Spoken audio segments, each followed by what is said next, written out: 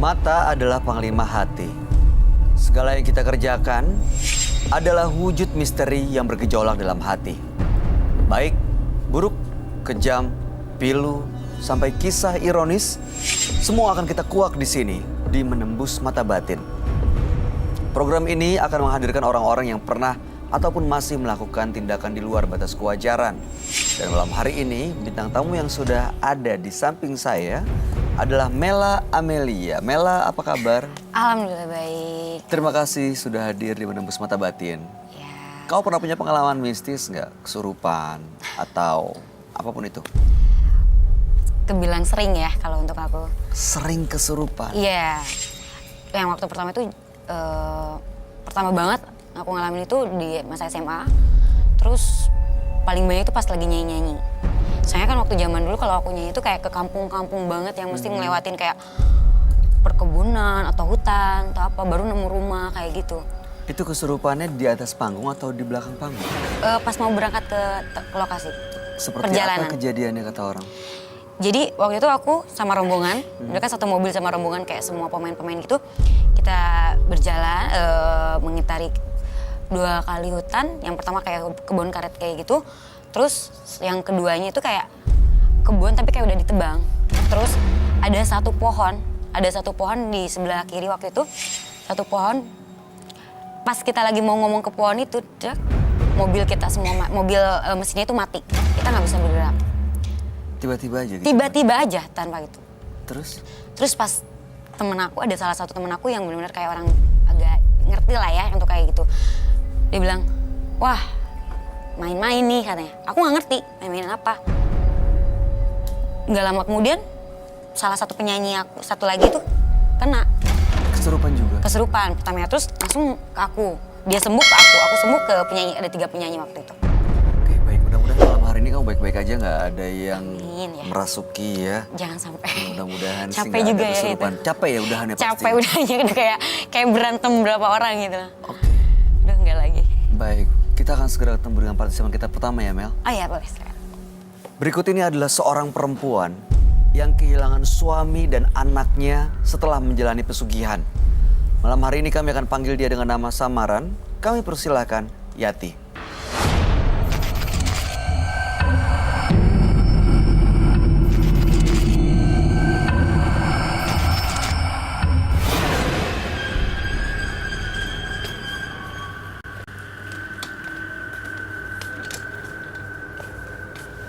Silakan duduk. Terima kasih.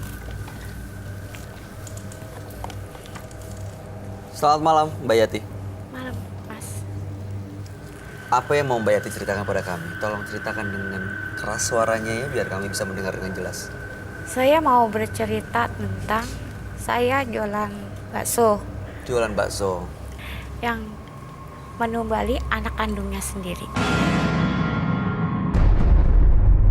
Menumbali anak kandung? Iya, Kok bisa? saya terhimpit hutang. Hutang banyak. Dagangan saya tuh nggak pernah habis. Selalu masih banyak. Hutang tambah banyak, tambah banyak. Amalan tenir. Udah itu, saya bingung untuk bayarnya. Pas saya dagang, ada teman saya mengajak saya. Kata teman saya, bilang, kenapa? Saya sedih karena tetangga semua benci saya. Saya nggak punya apa-apa. Saya banyak utang. Jadi intinya Mbak Yati akhirnya berangkat ke seorang dukun Ya, untuk meminta bantuan masalah yang lagi dihadapi. ya Yaitu masalah dengan minta pesugihan. pesugihan. Terus ada perjanjian di situ. Ada perjanjiannya, numbalin anak kandung saya sendiri. Ya. Ditumbalnya dengan cara seperti apa? Dikasih, diantar ke situ? Enggak, Tapi saya ke situ, anak saya sakit. Sakit anak saya. sakit apa? Ya nggak tahu gitu. Secara medis diobatin nggak bisa? Iya, Udah diobatin nggak bisa-bisa. Terus? Berapa hari kemudian anak saya meninggal. Setelah itu tapi Anda dapat uang? Demi sedikit saya berubah hidup saya. Lewat mana? Dagang bakso itu. Semakin laku? Iya, tadinya dagang saya kan nggak begitu laku. Setelah itu? Setelah saya itu, terusnya berubah saya laku gitu. Dikit sedikit saya bisa bayar utang. Begitu anak saya udah 4 bulan meninggal, suami saya nyusul meninggal juga. Loh, ini perjanjiannya yang diminta tumbal suami juga? Enggak tahu. Suami kenapa meninggal? Ya maka itu saya juga nggak tahu. Saya bingung. Kok suami ikut juga? Setelah suami meninggal gimana? Suami meninggal, keadaan saya malah berturun. Ya. Berturun. Akhirnya suami saya meninggal, saya udah tidak punya apa-apa lagi.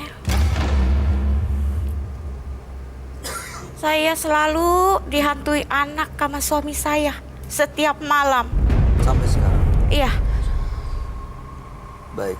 Tujuannya datang ke menembus mata batin untuk apa, Mbak Yati? saya minta Mas Roy nolong saya supaya arwah anak dan suami saya tidak mengikuti saya terus gitu. Mudah-mudahan Mbak Yati bisa mendapatkan hidup yang lebih tenang dan mudah-mudahan arwah suami dan anaknya juga tenang. Kita akan langsung dengarkan apa pendapat sahabat kami. Sahabat kami ini adalah seorang indigo. Kami persilahkan Roy Kiyoshi. Sebelumnya, tim Mata Batin sudah memberikan tanggal lahir dan nomor rumah partisipan kepada Roy Kiyoshi. Dengan mata batinnya, Roy akan membaca berdasarkan angka yang kami berikan. Yati mendiami rumah dengan nomor 25. Terlahir dengan tanggal 15 Mei 1979. Sosok yang sangat egois dan licik. Saya melihat masa lalu yang sulit dari sosok Yati. Ia rela untuk kehilangan orang yang ia sayangi demi tujuannya. Jalan yang dilalui oleh Yati penuh dengan lembah hitam. Saya melihat kehidupannya kini dihantui rasa ketakutan. Saya merasa kehadiran sosok orang terdekat yang marah dari perbuatan Yati untuk jalan suksesnya. Yati diikuti oleh sosok arwah gentayangan pria yang membuat teror-teror gaib.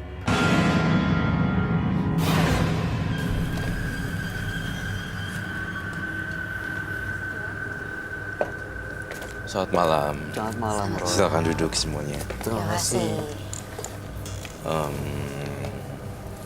Oke. Ibu Yati dengan tanggal lahir 15 bulan 5 1979 dan nomor rumah 25. Mbak Yati ini adalah seorang penjual bakso melakukan pesugihan supaya laris dagangannya dengan tumbal anak. Tapi justru yang meninggal bukan cuma anak, suami juga ikut meninggal. Iya. Belakangan arwah suami dan anak sering menghantui, makanya datang ke menembus mata batin supaya bisa tenang dan mudah-mudahan arwah suami dan anaknya juga ikut tenang. Iya. Entah kenapa ya Mbak Yati, saya merasa ada kata di kepala saya. Itu siapa? Di Saya. hadir di sini, datang menemani Mbak Yati. Jadi saya merasakan aura magis dan mistik sekali. Datangnya Mas ke studio kita hari ini. Ada di mana, Roy? Ini yang menarik. Dia ada di belakang, selalu ada di belakang Mbak Yati. Selalu ada di situ. Saya ngeliat cara memandangnya Mbak Yati juga udah beda banget. Sebenarnya dia tuh antara dijagain sama dihantuin tuh beda-beda tipis gitu loh. Menyeramkan sih kalau menurut saya. Mbak Yati ini bilang melakukan pesugihan yang ditumbalkan itu anaknya. Tapi yang meninggal gak cuma anak, suaminya juga ikut meninggal. Suaminya juga ikut meninggal. Setelah suaminya meninggal, baksonya jadi nggak laku. Iya. Nah itu ada kaitan dengan makhluk halus, Roy. Saya melihatnya ada kaitannya dengan makhluk halus sih. Jadi waktu pas suami meninggal langsung drop kan. Iya, betul. Drop banget, sedrop-dropnya. Dan malah kok saya ngerasa, suaminya malah jadi hantu. Karena pesugihannya dia. Iya, serem banget loh bentuknya. Kayak gini. Mengerikan sekali sih buat saya, bagi saya. Iya. Sosok putih berbalut kain kafan ini menyeramkan. Pocong ya. Iya. Dan tampaknya kalau dilihat ya, ini mukanya udah agak tua. Jangan-jangan ini suami kamu. Coba deh Mbak Yati sini.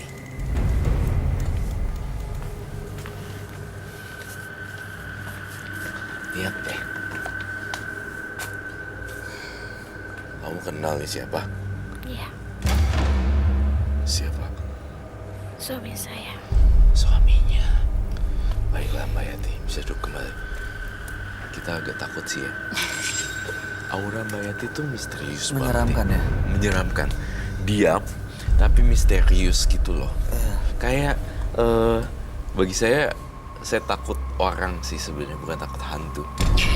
Iya, kepribadian sih. Lebih ke takut dengan kepribadian. Mbak Yati kosong nih matanya ngeliatin saya. Apa yang Mbak Yati inginkan sebenarnya di sini? Saya pengen nyisirin suami saya. Pengen apa? Pengen. Nyisirin. Nyisirin suami. Saya merasakan ada aura magis di sini loh, Mbak. Kental banget ya. Jadi kayak suaminya diadakan ya. Gitu. Jadi suaminya tuh bukan pura-puranya,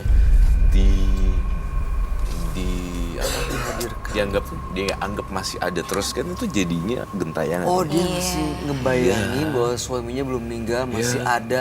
Itu yang bikin kayaknya dia belum rela ngelepas dan suaminya akhirnya belum bisa diterima di alam sana. Betul sekali. Sebenarnya sih ini arwahnya ya, suaminya dia juga sih. Dia lagi yang gara-gara dia sih. Jadinya kayak begini, kacau banget loh. Dan karena dia masih belum tenang, jadinya dia masih gentayangan. Yang ada di rumahnya malah kayak satu ritual, kayak sayangin guling. Terus kayak Melakukan buat itu? baju-baju lamanya suaminya kayak diciumin. Dan ini sebenarnya ini gara-gara satu poin sih, pesugihan. Jadi berefek semuanya. Sekarang sosok pocong suaminya ini masih ada di belakangnya Yati. Iya. Kalau tadi dia bilang mau sisirin suaminya. Sisirnya apa? Bagi saya kan awam ya, maksud saya bukan awam. Kita nggak pernah lihat di mana, tapi ya sudahlah.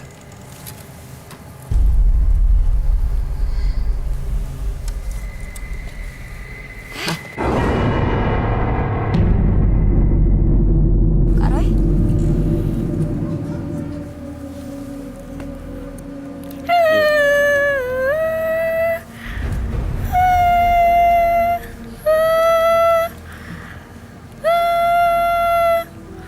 Ini kan bukan suaminya.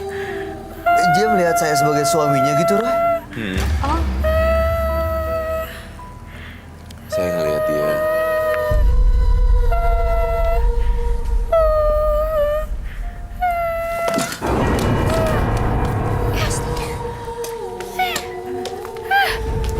Mbak Yati, saya bukan.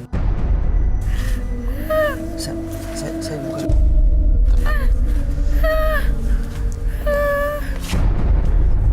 Saya harus menjadi seolah-olah suaminya gitu. Tampaknya sepertinya dia masih belum move on. Jadinya ada halusinasi di pikiran dia. Dan arwahnya makin muncul sekarang. Diam ya, Ayah. ayah. Roy, Ya, Diam, Ayah. Ini karena gangguan kejiwaan atau emang dia nggak sadar karena hal gaib pesugihannya? Bercampur dua-duanya, Mbak. Karena mungkin dia masih belum menerima kali ya, Kak. Aduh, kok sakit ya kepala saya. Ayah, Kak, ayah jangan pergi kemana-mana. Jangan ninggalin mama ya ayah ya. Mama nggak punya siapa-siapa lagi ayah. Ayah, jangan pergi ayah. Saya Duduk ayah, mama pengen nyisihin ayah doang. bukan suaminya. Ibu ya. Ayah, Saya bukan suami Bu Yati. ayah duduk aja ayah. Jangan ninggalin mama ayah. Tolong ayah. Bu Yati ini bukan sayang suaminya, Bu. ayah, mama sayang ayah. Mama minta maaf kalau mama salah ayah. Ayah duduklah ayah, mama pengen nyisihin ayah. Dia kayaknya Ayah. punya perasaan bersalah yang gede banget ya, Roy. Salah ma ayah, mama minta maaf atas dosa-dosa mama ayah. Dia tahu Ayah. suaminya meninggal karena dia. Iya. Ayah, tolong mama, maafin mama. Saya pengen ayah. ajak Mbak Yati ke ruangan mediumisasi habis gini. Ayah. Ayo tolong. ikut saya ya, ikut kita ya. Iya ya. Ikut kita ya. Iya ayah. Ayah. Roy, ini dia kerasukan atau gimana sih? Ayah. Dia nggak sadar loh sebenarnya. Tolong mama ayah. Iya, ibu ikut kami ya. Kita ke ruangan mediumisasi untuk cleansing ya. Kamu bawain ya. Iya, boleh. Kamu bawain ya. Ini juga. Ayah jangan Iya, tinggalin iya. mama Iya, ayah. ikut kita ya. Ikut kita ya. Bu Yati ikut ya. Ya.